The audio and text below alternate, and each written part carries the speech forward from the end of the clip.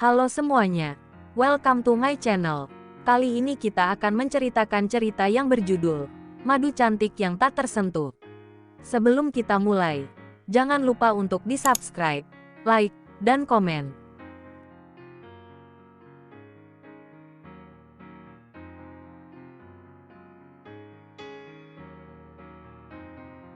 Episode 4, Masa Lalu Belva. Pergilah, aku mengizinkan kamu bersama dengan istri yang kamu cintai. Mengertilah keadaanku, kita menikah terpaksa dan tanpa cinta. Jadi, beri aku waktu. Sesaat Belva merasa begitu puas. Ia hanya ingin menenangkan hati dan pikirannya dari segala problematika ini. Soal berdosa dan lain sebagainya, mungkin ia kesampingkan dulu. Daripada melayani setengah hati. Apalagi dalam keadaan yang dibohongi. Lebih baik seperti ini dulu saja. Ia meminta untuk sendiri. Dari sorot wajah Raffin pun cukup menjelaskan bahwa ia hanya sebatas nafsu saja dengan Belva. Bukan atas dasar cinta kalau saja tadi mereka langsung terbuai di lautan cinta. Jadi cerita saat kamu bilang Belva kawin lari itu memang benar? Tanya Alana. Setelah tadi banyak berbincang dengan Belva. Akhirnya Raffin kembali ke kamar istri pertamanya. Mereka sedang di atas kasur. Raffin bersandar di paha Alana. Sementara wanita itu mengusap lembut rambut sang suami. Romantis sekali. Ya, tapi statusnya tetap masih perawan. Karena setelah menikah, dia ternyata belum pernah berhubungan dengan suaminya. Bahkan sampai mereka bercerai di hari yang sama. Raffin berujar lugas. Berarti 4 bulan yang lalu Belva sempat menikah lalu berpisah di waktu yang sama. Kenapa secepat itu dia memutuskan untuk berpisah? Alana terheran. Karena emosi, dan mungkin terlanjur kecewa. Lagi pula, Belva akan terlalu lama menunggu jika masih mempertahankan pernikahannya dulu. Raffin tersenyum getir.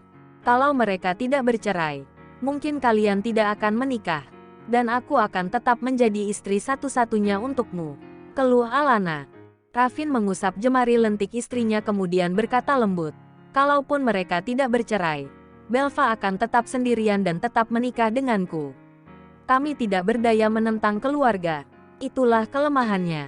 Rumit, komentar Alana. Meski sebelumnya ia sudah menerima keputusan itu, tetapi rasa kecewa dan cemburu tentu saja tak akan luput dari hatinya. Wajar. Naluri seorang perempuan. Mana ada yang sanggup dan tabah jika melihat suaminya menikah lagi.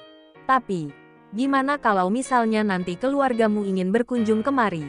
Ingin melihat keadaan kamu dan Belva? Tanya Alana tiba-tiba. Itu tidak akan terjadi, karena sebelum keluarga kemari, aku akan mengajak Belva pindah ke rumah barunya, kata Raffin sembari tersenyum. Ia memang sudah mempersiapkan semuanya dengan matang. Oh ya. Apa progres rumahnya bisa diselesaikan dalam waktu 3 bulan ini? Tanya Alana. Dalam hal apapun yang akan dilakukan sang suami, tentu saja ia sudah mengetahuinya. Raffin sangat terbuka pada Alana. Raffin mengangguk dan menjawab, harusnya dalam 2 bulan juga sudah bisa selesai. Aku minta kontraktor lebih cepat menyelesaikan tugasnya, karena khawatir kalau Oma dan Ayah akan datang dalam waktu 2 bulan ini. Lengang sejenak, Alana tampak berpikir, saat mereka kemari, pasti yang pertama ditanya adalah soal anak. Bagaimana kalau kamu mendapatkan pertanyaan itu? Tanya Alana serius. Sedangkan Raffin hanya tertawa kecil. Jawab saja sudah ada, di dalam sini, katanya sembari mengusap lembut perut Alana.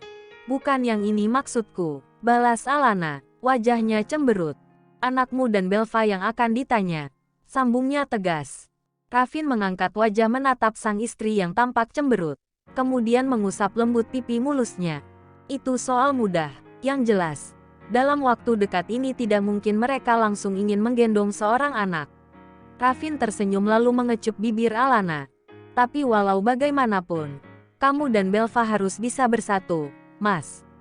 Kelak, keturunan dari kalianlah yang akan selalu dinantikan. Alana tersenyum. Wajahnya terlihat santai namun serius. Membuat Raffin pun tak bisa lagi berkomentar. Belva tak bisa aku sentuh dalam waktu dekat ini. Entahlah. Suara telepon berdering di ponsel Belva. Membuatnya agak terkejut. Ia melihat layar dan nama Tigor yang tengah membuat panggilan. Rekan kerja sekaligus manajernya. yang kebetulan selama 2 tahun kebelakang sedang menggantikan posisi Belva dalam proyek besar di Australia.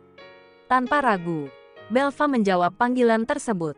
Halo, Tigor, ada apa? Hai, Belva, apa kamu baik-baik saja? Suara pria di seberang panggilan terdengar cemas.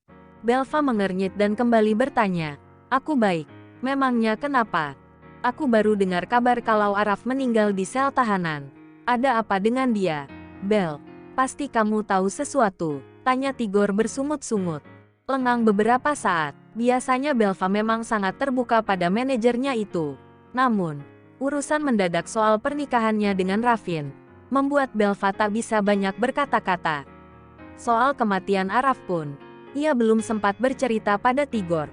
Dia mengakhiri hidupnya, kecewa karena aku menikah dengan pria lain, ucap Belva. Terdengar suara pekikan kecil di seberang panggilan, seolah sangat terkejut mendengarnya.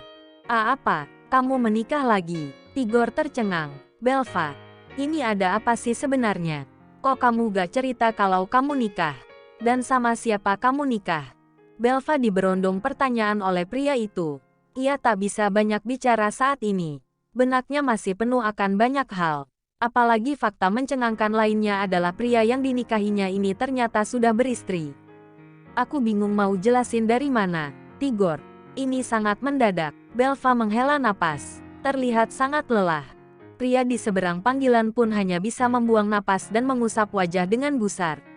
Sepertinya memang ada sesuatu yang tidak baik dari rekannya itu. Oke, besok aku landing ke Jakarta. Kita harus ketemu dan bicara, kata Tigor. Aku gak ada di Jakarta. Aku sekarang tinggal bersama suamiku di Bali, ujar Belva. Tidak masalah, dimanapun kamu berada. Besok kita harus bertemu. Ini pasti ada yang gak beres, balas Tigor. Jangan terlalu dipikirkan, apapun yang terjadi. Aku tetap baik-baik aja, kok. Belva berusaha menenangkan. Ya, tapi faktanya kamu sedang tidak baik-baik aja, balas Tigor. Sok tahu. Emangnya kamu bisa lihat aku bahagia atau tidak? Tantang Belva. Itu mudah buat aku. Tigor terdengar percaya diri. Belva menaikkan kedua alis. Oh ya, apa yang membuat kamu begitu yakin? Di sana, Tigor hanya tersenyum tipis. Kemudian berujar, kalau kamu sedang bahagia, harusnya sekarang kamu tidak menjawab teleponku. Harusnya kamu sedang bersama suamimu, bukan malah berbicara dengan pria lain. Belva tersenyum. Bibirnya bergetar menahan tangis. Tiba-tiba ia pun merindukan kehadiran Tigor. Keadaan yang menghimpitnya itu membuat ia membutuhkan tempat untuk bersandar dan bercerita. Belva menarik napas dalam-dalam. Tak bisa lagi berkomentar dan menimpali ucapan pria itu. Ia berusaha tetap tenang. Lebih tepatnya tak ingin terkesan sedih. See you, Tigor. Aku menunggu kamu, meskipun tidak melihat langsung. Meski jarak mereka sangat jauh, tetapi Tigor cukup peka untuk dapat merasakan kepedihan di hati Belva saat ini. Jangan menangis, tunggu aku. Setelah itu kamu boleh menangis sepuasnya dalam pelukanku, kata Tigor, yang malah membuat Belva langsung mengakhiri panggilan dan menumpahkan tangisnya sendirian. Dapat dikatakan, setelah Araf, Tigor adalah pria satu-satunya yang dekat dengan Belva.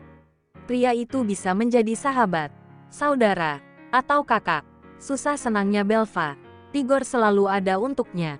Bahkan di awal kerja sama mereka, pria itu yang mulanya selalu mengganggu, menggoda hingga pernah Belva benar-benar kesal dan marah. Namun, perlahan karena sudah hafal dengan sikap dan perangai Tigor yang periang, ceria, humoris dan manis, membuat Belva nyaman berteman dengannya. Pria itu bisa sekaligus menjadi tempat hiburan untuk Belva. Kebetulan juga pria tampan bernama Tigor itu masih single. Soal drama percintaan, ia jarang sekali bercerita pada Belva. Ada notifikasi pesan di ponsel. Belva mengusap layar dan melihat Tigor mengirimkan pesan. Tigor, tidur. Besok kita jalan-jalan. Ada emotikon senyuman manis yang tersemat. Belva tersenyum dan membalas. Belva, yakin mau ajak jalan-jalan istri orang? Tigor, apa salahnya? Aku managermu, orang yang paling dekat denganmu sebelum suamimu itu. Iya, kan? Belva terkekeh sendiri, kemudian kembali membalas. Belva, baiklah. Besok kita bertemu di tempat yang sudah aku pilih itu ya. Jangan lupa kado pernikahannya. Tigor, undangan saja nggak ada. Untuk apa aku siapkan kado? Kawin dadakan pakai minta kado. Kini emotikon kesal yang disematkan. Belva hanya tertawa geli. Ia tahu itu sebuah umpatan lucu dari Tigor. Pria itu selalu berhasil menghiburnya bahkan untuk hal kecil sekalipun. Waktu sudah menunjukkan pukul 11 malam. Belva masih terjaga. Dan mungkin akan sulit untuk terpejam. Rasanya masih begitu menyedihkan berada di posisinya saat ini. Ia memilih untuk beranjak dari kamar dan berjalan menuruni anak tangga. Sempat bingung ingin melakukan apa malam-malam begini. Ia menilik ke arah dapur. Teringat bahwa tadi sore ia pun membawa makanan banyak. Kebetulan banget aku lapar. Belva langsung melangkah cepat menuju dapur. Namun, saat melewati sebuah kamar, ia mendengar suara-suara aneh dari dalam kamar yang ia yakini adalah kamar utama. Lebih jelasnya kamar Alana dan Raffin. Suara itu seperti rengkuhan yang tengah menikmati sesuatu. Dek, Belva tahu apa yang terjadi di dalam kamar itu. Ia membuang napas kasar, ekspresinya begitu kesal dan langsung berjalan cepat menuju dapur. Sesampainya di dapur, Belva langsung menarik kursi dan duduk dengan perasaan bercampur aduk. Sialan, pria yang sangat menyebalkan. Bilangnya ingin berlaku adil. Baru diusir dari kamar istri muda langsung begituan sama istri tua.